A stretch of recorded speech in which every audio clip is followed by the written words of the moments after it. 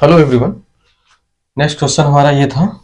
ये हमने इसके ऑप्शंस लिखे हुए हैं, मल्टीपल करेक्ट ऑप्शन है इसमें। तो इसमें ये बोला गया है, ये एक रेक्टेंगुलर रीजन दिखाया गया है और जिसमें मैग्नेटिक फील्ड अप्लाई की गई है। इस रेक्टेंगुलर रीजन में केवल है मैग्नेटिक फील्ड और वो भी आउटवर्ड है, आउटवर्ड टू द बोर्ड। उसकी वैल्यू है बी नॉट मैग्नीट्यूड। और ये डायरेक्शंस दिखाई गई हैं, इसमें ये डायरेक्शंस ली गई हैं। पूरे क्वेश्चन के लिए हम ये डायरेक्शंस पॉजिटिव लेंगे। एक्स डाउनवर्ड, वाई राइटवर्ड और जेड किधर होगा, outward to the board. X से वाई चलेंगे तो जेड इधर आएगा, तो this z is the outward of the board. ठीक है, ये डायरेक्शंस हो गए। और इस रेक्टेंगुलर रीजन की जो विड्थ है वो डब्ल्यू है। ओके, ये विड्थ। और यहाँ पर ये बोला गया है एक सिंगली आयोनाइज्ड आयन है। सिंगली आयोनाइज्ड आयन का मतलब एक सिंगल इलेक्ट्रॉन से निकाला गया है। सिंगली आयोनाइज्ड एटम बोला गया। एटम से जब एक इलेक्ट्रॉन निकालोगे तो वो पॉजिटिव आयन बन जाएगा, जिसको हम कैटायन बोलते हैं। ठीक है ना, कोई भी अपना एटम की बात चल रही, कोई भी एटम हो, उससे एक इलेक्ट्रॉन निकाल लिया तो पॉजिटिव कैटायन वो बन जाएगा।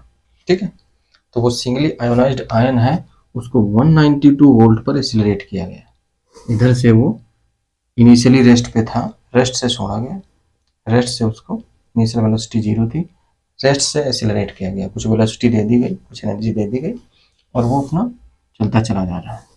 ठीक है, इस डायरेक्शन में आएगा। कितने वोल्ट पे, 192 वोल्ट पे। इलेक्ट्रोस्टैटिक्स में पढ़ते हो आप, जो भी इस वोल्टेज पे वर्क डन उस पे होगा वो उसकी काइनेटिक एनर्जी में चेंज हो जाएगा। तो electron volt is equal to कितना हो जाएगा, हाफ एम वी स्क्वायर। हम लोग जानते हैं। ओके, और इलेक्ट्रॉनिक चार्ज दिया गया है वही इतना जो होता है 1.6 10⁻⁻19 कूलम। और ये पॉजिटिव आयन जो है सिंगली आयोनाइज्ड, उसको 192 वोल्ट पर एक्सीलरेट कर दिया गया और फिर ये आगे जा करके इस रीजन में एंटर करेगा, इस मैग्नेटिक फील्ड वाले रीजन में जो कि रेक्टेंगुलर दिया हुआ है, 90 डिग्री पे इस पे एंटर करेगा। और इसका जो एटॉमिक मास है वो am दिया गया है। जो सिंगली आयोनाइज्ड एटम है, जिसे एक इलेक्ट्रॉन निकाल के उसको पॉजिटिव आयन बना दिया, उसका एटॉमिक मास am है, उससे डिनोट किया गया है, सफिक्स में m लगा हुआ है। मैग्नेटिक फील्ड की वैल्यू दी है 0.1 टेस्ला। के कैप मतलब बाहर की डायरेक्शन में है। मास ऑफ द न्यूट्रॉन या फिर प्रोटॉन, ठीक है, इन दोनों का जो मास होता है लिया जाएगा वो 5/3 10⁻⁻27 केल्विन, सॉरी केजी। जो हम जानते हैं कि 1.66 और 1.67 होता है, उसी को ऐसे फ्रैक्शन में लिख दिया गया है 5/3 अप्रॉक्सीमेटली 10⁻⁻27 केजी। ठीक है, ये अपने न्यूक्लियॉन्स का मास रहेगा। न्यूक्लियॉन का मतलब चाहे वो प्रोटॉन हो चाहे न्यूट्रॉन। तो ये है। अब इसी के बगल में एक ये डिटेक्टर रख दिया गया। ये कोई डिवाइस है, ऐसी डिवाइस जो किसी भी आयन को डिटेक्ट कर सकती है। उसके ऊपर अगर वो आयन इंसिडेंट हो रहा है और कैटायन एनायन जो भी है, तो उसको ये डिटेक्ट करेगी, इसलिए इसको क्या बोला गया, डिटेक्टर। सिंपल ऐसे एक शीट से दिखाया गया, वो डिवाइस है अपनी कोई। तो ये डिटेक्टर डिवाइस बताएगी कि कोई एक कैटायन इस पर इंसिडेंट हुआ है, वो उसका काम है अपना। तो अब ये जो यहाँ से हमने इसको प्रोजेक्ट किया है कितने वोल्टेज पे, 192 वोल्टेज पे, इसको एनर्जी दे करके वो यहाँ एंटर करेगा। और आप जानते हो मैग्नेटिक फील्ड के अंदर जब भी कोई चार्ज पार्टिकल मूव करता है तो उसका पाथ सर्कुलर हो जाता है, अगर वो मैग्नेटिक फील्ड की डायरेक्शन के परपेंडिकुलर एंटर कर रहा है तो। अदरवाइज हेलिकल हो जाता है, ये सभी जानते हैं। तो यहाँ पर मैग्नेटिक फील्ड बाहर की तरफ है और ये इस तरफ एंटर कर रहा है, तो 90 डिग्री एंगल बन ही रहा है। तो इसका मतलब है इसका पाथ कैसा हो जाएगा, सर्कुलर हो जाएगा। इस पे लॉरेंज फोर्स जो भी एक मैग्नेटिक फोर्स है वो काम करेगा, क्यू वी क्रॉस बी, जो भी चार्ज होगा इंटू बी। ओके, वी क्या है, वेलोसिटी। किसी वेलोसिटी से यहाँ एंटर करेगा, यहाँ पे इसके ऊपर कुछ चार्ज है, ठीक है ना, वो चार्ज होगा कुछ क्यू वी, और बी नॉट ये अपनी मैग्नेटिक फील्ड इधर की ओर है, तो क्यू वी क्रॉस बी, तो v b sine theta, theta 90 degree है, तो क्यू वी बी फोर्स काम करेगा। और वो आप बड़े आसानी से वी क्रॉस बी निकाल सकते हो। पॉजिटिव चार्ज की मोशन की डायरेक्शन इधर है, वी ये हो गया, और क्रॉस बी, बी इधर की ओर, ठीक है। तो वी क्रॉस बी किधर फोर्स लगेगा, डाउनवर्ड डायरेक्शन में, ठीक है। तो ये इस पार्टिकल को जाना तो इधर था, बट मैग्नेटिक फील्ड में एंटर करने की वजह से एक फोर्स लगा, वो डाउनवर्ड डायरेक्शन में लगा, और ये इस तरीके से ऐसे इसका पाथ सर्कुलर पाथ हो जाएगा। अब सर्कुलर पाथ हो जाएगा और उसके बाद बोला गया है कि यह आकर के डिटेक्टर पे कहीं कोलाइड करता है। यहाँ पर कहीं पर भी ये पोजीशन दी हुई है, वो पोजीशन में पता नहीं है, डिटेक्टर पे ऐसे आकर के कोलाइड करेगा। इसका मतलब है कि ये जो रेक्टेंगुलर लीजन की विड्थ है ये सफिशिएंटली लॉन्ग है ताकि ये इधर बाहर ना निकल पाए। ठीक है, तो इससे कोलाइड कर रहा है, इसका मतलब है ये सफिशिएंटली लेंथ की है, विड्थ जो है इसकी रेक्टेंगुलर रीजन की, ताकि ये ऐसे बाहर नहीं निकल पाएगा। ठीक है ना, तो जो भी रेडियस होगी इसके पाथ की, पार्टिकल के पाथ की, वो लेस देन होगी इस विड्थ की। अंडरस्टूड हो गया। क्वेश्चन में ये बोला गया है कि जो है ये पार्टिकल वापस स्ट्राइक करता है इस डिटेक्टर पे, डिटेक्ट करता है डिटेक्टर कि हाँ इसके पास पार्टिकल आया, तो बताना है आपको कि कहाँ पर स्ट्राइक करेगा। ओके, कितनी डिस्टेंस पे यहाँ से, वो वैल्यूज बतानी है, ये एक्स की वैल्यू हमें बतानी है। ओके, एक्स नॉट क्या दी गई है, डिटेक्टर के टॉप मोस्ट पॉइंट की यहाँ से डिस्टेंस, यहाँ पर एंटर कर रहा है, और इसके बॉटम मोस्ट पॉइंट की डिस्टेंस यहाँ से x1 दी गई है। यहाँ से डिस्टेंस x1 है और बॉटम और टॉप मोस्ट पॉइंट से x0 है, तो डिटेक्टर की लेंथ कितनी हो जाएगी, x1 में से x0 माइनस कर दो तो ये लेंथ आ जाएगी डिटेक्टर की। ठीक है, तो डिटेक्टर की लेंथ निकालने के लिए हमने x1 और x0 का यूज किया है, बाकी नथिंग, और कुछ नहीं इसका मतलब है। ओके, और ये x डिस्टेंस पे, यहाँ से ये x डिस्टेंस पे कहीं इस पे कोलाइड करेगा, तो ये x बताना है कितना। ठीक है, इसका मतलब कि पार्टिकल जब मैग्नेटिक फील्ड के अंदर एंटर किया और बाहर फिर निकला, बाहर निकल के ये देखो आयन लिखा हुआ, यहाँ से बाहर निकलेगा और यहाँ कोलाइड करेगा इस पे। ठीक है, तो जितने एंगल पे वो एंटर करेगा उतने एंगल पे बाहर निकलेगा। 90 डिग्री पे एंटर किया, 90 डिग्री पे ही बाहर निकलेगा, तो अंदर क्या बनेगा, एक सेमी सर्किल बनेगा। ठीक है, ये सभी जानते हैं। ये तभी बनेगा जब ये सफिशिएंटली लॉन्ग विड्थ हो, और ये क्वेश्चन में हम जब ये लिखा ही हुआ है कि ये यहाँ पर कोलाइड करता है, तो मान के चलेंगे फिर कि ये सफिशिएंटली लॉन्ग है। अगर ये बहुत पतली हो जाए ये विड्थ, तो फिर ये क्या करेगा, उस तरफ निकल जाएगा, फिर इधर आएगा ही। ठीक है ना, अब क्वेश्चन में ही उसने अंडरस्टूड मान लिया है, मान के चल रहा है कि ये कुछ ऐसा पाथ फॉलो करके यहाँ पर स्ट्राइक करेगा।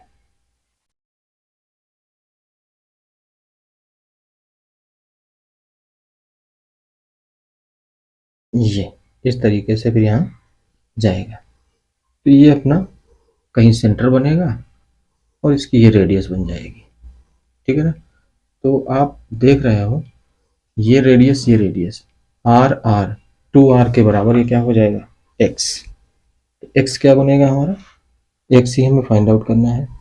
फॉर h प्लस आयन, सभी अलग अलग कंडीशन में दिया गया, इसको हम 2r कहेंगे। ठीक है, इस तरीके से यहाँ स्ट्राइक करके टकराएगा। अगर ये विड्थ थोड़ी कम होती तो ये वापस इधर नहीं आता, उधर ही निकल जाता किसी एंगल पे, ये कहानी होती। क्वेश्चन में ही लिखा हुआ है कि आकर वापस इस पे स्ट्राइक कर रहा है, दैट मीन्स ये सफिशिएंटली विड्थ इतनी है कि ये वापस आ सके। ठीक है जी, तो x कैसे निकलेगा, डबल कर दें रेडियस का, रेडियस कैसे निकलेगी, तो रेडियस का फार्मूला हमें पता है, क्या होता है, mv अपॉन क्यूबी, ये सभी जानते हैं। m क्या है, मास ऑफ दैट आयन, तो आयन का मास कैसे निकालेंगे, आयन का मास निकालेंगे उसका एटॉमिक मास। आयन का मास कैसे निकलेगा, atomic mass An into mass of one nucleon. Mass of one nucleon means चाहे न्यूट्रॉन का चाहे प्रोटॉन का, तो न्यूट्रॉन प्रोटॉन का मास के हमने ले लिया, इसको हमने मान लिया ये कि m0 है, कंसीडर ये m0 है, तो टोटल मास जो होगा कैटायन का वो atomic mass into mass of one nucleon, उसको हमने m0 मान लिया, और ये v हो गया, ये v हो गया। ठीक है। एक बात और हम कर सकते हैं थोड़ा सिंपली करने के लिए, इसको हम बाद में भी रख सकते हैं। अभी ऐसे देखिए, ठीक है, चार्ज कितना होगा इसके ऊपर, तो एक ही इलेक्ट्रॉन निकाला गया है, सिंगली आयोनाइज्ड आयन, वो है अपना क्या कहते हैं एटम, ठीक है, सिंगली आयोनाइज्ड है तो उस पर पॉजिटिव, इतना पॉजिटिव चार्ज होगा, क्योंकि एक ही इलेक्ट्रॉन निकाला गया तो कैटायन बना, और कितना पॉजिटिव चार्ज होगा इफेक्टिवली, इतना ही होगा। तो हम Q की जगह E रख सकते हैं, चार्ज ऑफ इलेक्ट्रॉन, तो ये mass of that cation into velocity upon E into b, ये रेडियस होगी, रेडियस इज इक्वल टू, अब वेलोसिटी कैसे लाएं, और उसके लिए इन्होंने दिया हुआ है कि ये अपना इतने वोल्ट पे एक्सीलरेट किया गया है। अच्छा, जो mv है वो क्या होता है, ये होता है मोमेंटम, और मोमेंटम और काइनेटिक एनर्जी में रिलेशन पता है, मोमेंटम और काइनेटिक एनर्जी में रिलेशन होता है, this is p, p is equal to होता है अंडर रूट 2m k, ये तो p लिखा हुआ है, ये आप मैकेनिक्स से जानते हैं, under root 2m into kinetic energy और अपॉन ई बी, इसको ऐसे ही लिखा रहेंगे। काइनेटिक एनर्जी कहाँ से आएगी, तो उसके लिए दिया गया है, वर्क एनर्जी थ्योरम लगा देंगे, जितने वोल्टेज पे इसको एक्सीलरेट कराया गया है ये कुछ वेलोसिटी दे देगा उसको, तो फाइनल उसके पास कुछ काइनेटिक एनर्जी आ जाएगी हाफ mv², ठीक है। इनिशियली रेस्ट से किया गया, ये क्वेश्चन में लिखा हुआ, तो ये काइनेटिक एनर्जी इसके पास आ गई, फाइनल माइनस इनिशियल, ये चेंज इन काइनेटिक एनर्जी हो गया, और ये काइनेटिक एनर्जी आएगी कहाँ से, work done by this voltage, ठीक है ना। तो वर्क डन कितना होता है, वर्क डन होता है इलेक्ट्रिसिटी हम जानते हैं Q इंटू वी, Q मतलब चार्ज, तो चार्ज है E और V क्या है, वोल्टेज, कैपिटल V मैंने इसको, यहाँ से आप देख सकते हो V का वैल्यू कितना आ जाएगा, V का वैल्यू आ जाएगा 2E, या तो V की वैल्यू डाल दे या काइनेटिक एनर्जी की वैल्यू सीधे डाल दें, ये भी सही है, तो काइनेटिक एनर्जी सीधे हम डाल देते हैं, ये क्या है हमारे पास, ये काइनेटिक एनर्जी ही तो है, ये काइनेटिक एनर्जी ही तो है, ठीक है।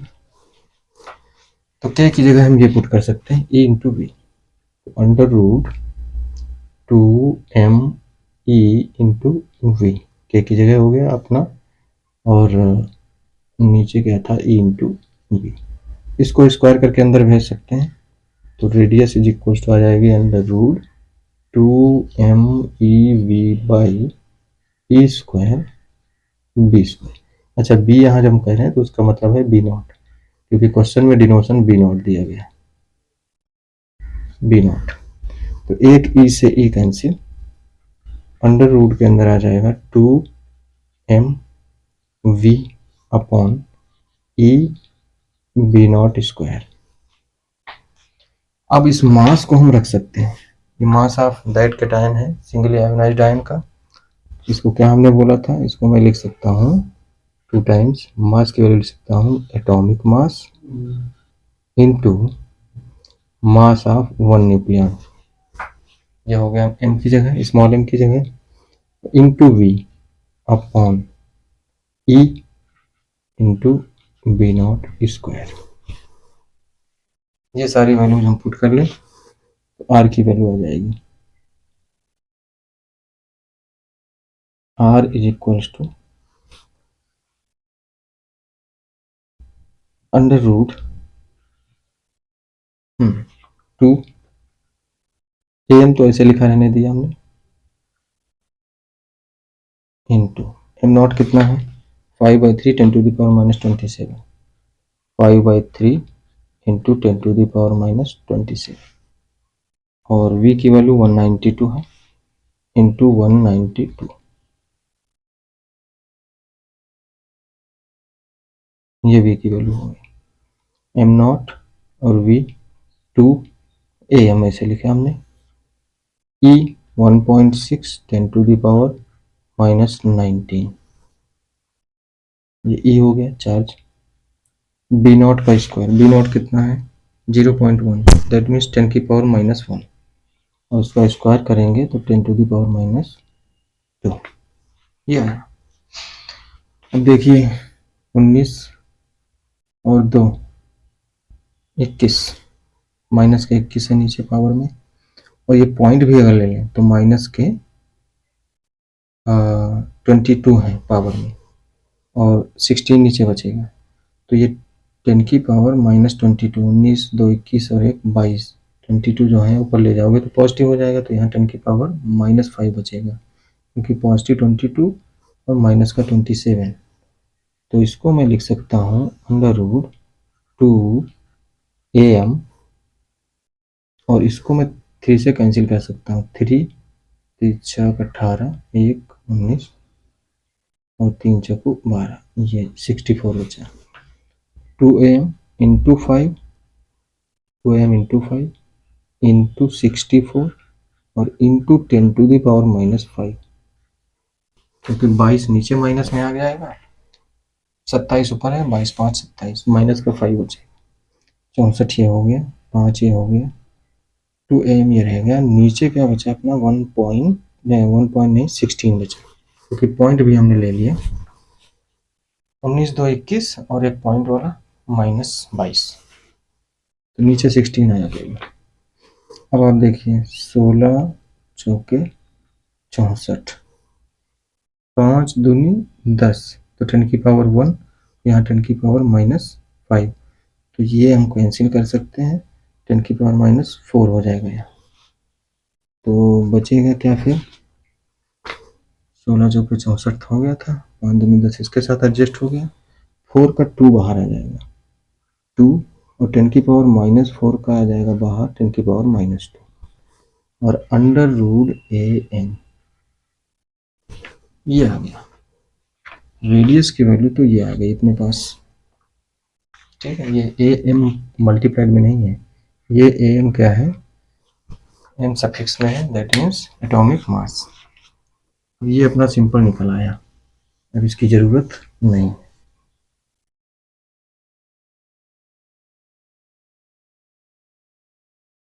ये एक जनरल फॉर्मेट आ गया अपना एटॉमिक मास के टर्म में, कोई भी पार्टिकल आएगा तो अब ये x की वैल्यू यहाँ से आ जाएगी, 2 इसमें डाल दीजिए, तो कितना आ जाएगा ये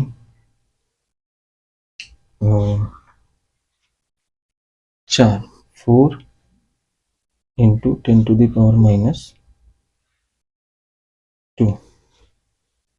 4 इंटू 10⁻², √am, ठीक है। ओके, ये एक x का जनरल एक्सप्रेशन आ गया, x जहां पर ये स्ट्राइक करेगा, ठीक है ना। ये सेमी सर्किल था, r प्लस r यहाँ सेंटर कहीं होगा, तो 2 टाइम्स ऑफ रेडियस क्या हो जाएगा, ये x हो जाएगा, जहां पर भी ये कोलाइड करता है, ठीक है, इस डिटेक्टर के ऊपर। तो ये तो डिपेंड करेगी किस पे, एटॉमिक मास पे।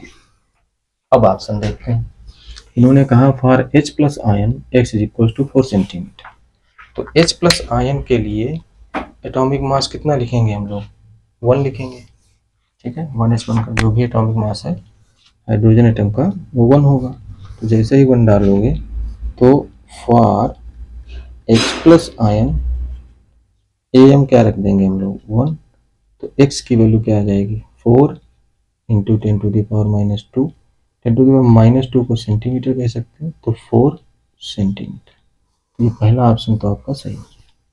फिर उन्होंने कहा for ion with am is equal to 144 is 48 centimetre, तो am की वैल्यू जब 144 डालोगे, एटॉमिक मास मतलब कोई ऐसा एटम है जिसका एटॉमिक मास 144 है, और उससे एक सिंगल इलेक्ट्रॉन निकाल के उसको प्रोजेक्ट कर दिया गया, तो x कितना होगा, मतलब कहाँ पर आके इसको टकराएगा, ऐसे छोड़ा गया ऐसे टकराएगा, तो यहाँ सिंपल क्या है 44 144 रख दें, 144 का अंडर रूट जानते हैं 12 होगा, ठीक है, और इसको मैं ऐसे भी लिख सकता हूँ 4 इंटू 10⁻² क्या हो गया 4 सेंटीमीटर, और अंडर रूट am, इसको हम सेंटीमीटर, 10⁻² को क्या लेंगे सेंटीमीटर, तो यहाँ 144 डालोगे 12 बाहर आ जाएगा, 5×48, तो फॉर am 144, x क्या बन जाएगा 48 सेंटीमीटर,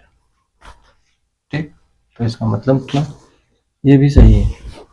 अगले में क्या कह रहा है, for detecting ions with AM 1 to 196, मतलब बहुत सारे आयंस यहाँ हम अगर इंसिडेंट करें तो जो भी आयंस हैं उनका जो एटॉमिक मास है 1 से लेकर के 196 तक है। 1 वाला भी है, 2 वाला भी है, 3 वाला एंड सो ऑन 196 तक है क्या, atomic mass. For detecting ions with AM range this 1 to 196, the minimum height x1 minus x0 of the detector is 55 centimetre. ठीक है, इस डिटेक्टर की अगर मिनिमम हाइट जो भी x1 माइनस x0 हमने बताया, x1 माइनस x0 ये इसकी हाइट आ जाएगी। इसकी वैल्यू जो मिनिमम वैल्यू होगी वो अगर 55 सेंटीमीटर है तो ये सारे एटॉमिक मास वाले जो भी आयंस होंगे, ठीक है, यहाँ से लेकर के यहाँ तक एटॉमिक मास वाले जो भी आयंस होंगे वो इससे डिटेक्ट हो जाएंगे अगर इतनी मिनिमम हाइट है, इसकी वैल्यू अगर इतनी है मिनिमम, अदरवाइज सारे नहीं हो पाएंगे। तो उसको कैसे जाने, for detecting with this the minimum height of this detector is 55 centimetre. हो सकता है बीच के करें और 1 वाला ना करें, इसके इधर वाला ना करें, या फिर इधर कहीं किसी भी रेंज में कर सकता है, लेकिन ऐसी मिनिमम हाइट है कि सारे के सारे डिटेक्ट हो जाते हैं 1 से लेकर 196। तो इसमें क्या है, एक्सट्रीम वाले देख लो और ये आसानी से इसकी मिनिमम हाइट आ जाएगी। मैक्सिमम कितनी भी हो सकती है, उससे ज़्यादा ले लो तो कोई दिक्कत नहीं, तब भी डिटेक्ट होंगे सारे, लेकिन मिनिमम कितनी होनी चाहिए, उससे अगर नीचे किए तो सारे डिटेक्ट नहीं हो पाएंगे। तो वो मिनिमम हाइट इसकी पूछ रहा है। तो इसके लिए हमने क्या किया, अगर 1 रखता हूँ मैं इस फार्मूले में तो क्या आ रहा है 4 सेंटीमीटर। इसका मतलब है कि ये x0, ये जो 1 एटॉमिक मास वाला अपना, जैसे अपना ये कौन है H प्लस आयन ही है 1 एटॉमिक मास वाला, ये अगर ऐसे आकर के यहाँ टकरा जाए बिल्कुल एंड पोजीशन पे, तो x0 की वैल्यू कितनी हो जाएगी 4 सेंटीमीटर। ऐसे आकर के यहाँ टकरा गया तो डिटेक्ट हो जाएगा। इससे नीचे एटॉमिक मास वाला डिटेक्ट नहीं होगा, तो इससे नीचे वाला हमें देखना नहीं है, 1 से स्टार्ट करना है। 1 वाला यहाँ कर जाए, 196 वाला यहाँ कर जाए स्ट्राइक। अगर इसके बाहर चला गया 196 वाला तो फिर ये इसको डिटेक्ट नहीं कर पाएगा। इसके अंदर आ गया यहाँ यहाँ यहाँ कहीं भी 196 वाला तो डिटेक्ट हो जाएगा। तो एक्सट्रीम पोजीशन क्या है, यहाँ एंड पर आकर के स्ट्राइक कर जाए। तो 196 एटॉमिक मास वाला कहाँ स्ट्राइक करे, इस एंड पे, और 1 वाला कहाँ स्ट्राइक करे, इस एंड पे। तो बाकी ऑटोमेटिकली 2, 3, 4 एंड सो ऑन 195 वाले तक वो सभी इसी के बीच में स्ट्राइक करेंगे और सारे को ये डिटेक्ट कर लेगा। तो 1 के लिए तो हम 4 सेंटीमीटर निकाल चुके हैं, 196 के लिए आप निकाल लो। तो AM की वैल्यू जब 196 रखोगे तो 196 का कितना है, रूट आएगा 14, ठीक है ना। तो 14 और ये 4, 14 चौको 56, तो x1 की वैल्यू क्या आ जाएगी 56 और x0 की वैल्यू क्या हो गई 4 सेंटीमीटर। अब इन दोनों का जो डिफरेंस होगा वो कितना आएगा 52 सेंटीमीटर। तो इतनी मिनिमम हाइट इसकी होनी चाहिए, लेकिन दिया कितना है 55 सेंटीमीटर, तो ये तो हो गया गलत। नेक्स्ट में द मिनिमम विड्थ W, अब इसकी बात कर रहा है, of the region of the magnetic field for detecting ions with AM is equals to atomic mass is equals to 196 is 56 centimetre. मतलब कह रहा है अगर 196 एटॉमिक मास वाला आयोनाइड कैटायन आ रहा है, सिंगल आयोनाइड आयन, तो फिर इसकी जो मिनिमम विड्थ है वो कितनी होनी चाहिए 56 centimetre. The minimum width W of the magnetic field reason for detecting ions of this is 56 centimetre. तो इसमें क्या है 196 निकाल के हमने क्या निकाला है 196 बोला है ना, 196 का यहाँ 196, तो कितना आएगा वो 196 डालते हो तो 14 चौको 56 आएगा, ठीक है, वेरी गुड। और W की बात कहाँ है? हाँ, तो W को करने के लिए क्या करेंगे कि ये विड्थ जो है इतनी सफिशिएंटली लॉन्ग होनी चाहिए कि वापस ये आकर के यहाँ टकरा जाए 196 वाला। ठीक है, इस तरीके से। तो ये विड्थ इतनी हो, अगर जैसे ये है, यहाँ से एंटर किया और ये ऐसे करके ऐसे टच करता हुआ ऐसे आ गया, बाहर आ गया इधर, तब तो ये डिटेक्ट हो जाएगा डिटेक्टर के ऊपर। तो ये विड्थ किसके बराबर हो जाएगी? ये विड्थ हो जाएगी रेडियस के ही बराबर, रेडियस रेडियस रेडियस। ठीक है, अगर ये इससे नीचे हुई, इतनी विड्थ होती तो ये इधर ऐसे चला जाता है, ऐसे इधर नहीं है। ज़्यादा हुई तो कोई दिक्कत नहीं, तो मिनिमम चाहिए, तो मिनिमम कितने के बराबर होगी? रेडियस के बराबर होगी। ठीक है, तो इसका मतलब है 196 के लिए हम रेडियस निकाल लें। तो x तो हम निकाल सकते हैं, x कितना आ गया? 56। 196 जब हमने यहाँ रखा तो x की वैल्यू कितनी आई? यही x क्या चलता हुआ बन जाएगा, यही x1 बन जाएगा। कहीं भी कोलाइड करें, ठीक है, यहाँ कोलाइड करें, यहाँ कोलाइड करें, डिटेक्ट तो हो ही रहा है। तो ये हो गया ये हो गया 56। तो x था क्या? ये था 2r, ये तो हमेशा फॉलो होगा। तो यहाँ से रेडियस क्या बनेगी? रेडियस बनेगी 28 सेंटीमीटर। और जो भी रेडियस होगी, जैसे ये ऐसे ना होता, ये ऐसे टच करता हुआ ऐसे यहाँ कोलाइड करता कहीं पर भी, ठीक है, यहाँ ऐसे टच करता हूँ, तो जो रेडियस है वही क्या बन जाएगी? वही बन जाएगी width of this region, magnetic field region. ठीक है, तो यही क्या बनेगा उस समय? W। तो मिनिमम विड्थ, जो मिनिमम विड्थ होगी वो किसके बराबर आनी चाहिए? रेडियस के बराबर। और वो आ रही है 28 सेंटीमीटर। तो अगर 28 सेंटीमीटर ये है तो फिर 196 वाला भी डिटेक्ट हो जाएगा। ये कहानी है। लेकिन इन्होंने कहा वो मिनिमम विड्थ जो है 56 सेंटीमीटर है, तो उन्होंने 2r की बात कही, डबल कर दी। बट ऐसा नहीं, मिनिमम कितनी होनी चाहिए? 28 मिनिमम है, तो 196 वाले को भी ये डिटेक्ट कर लेगा। ठीक, तो ये भी एक तरीके से ये भी गलत हो गया। ठीक है, कितनी होनी चाहिए? 28, बट आंसर में 56 बोला है। तो ये दोनों आपके रॉन्ग हो गए, पहले दोनों आपके ट्रू हो गए, सही हो। थैंक यू, आगे बढ़ते हैं।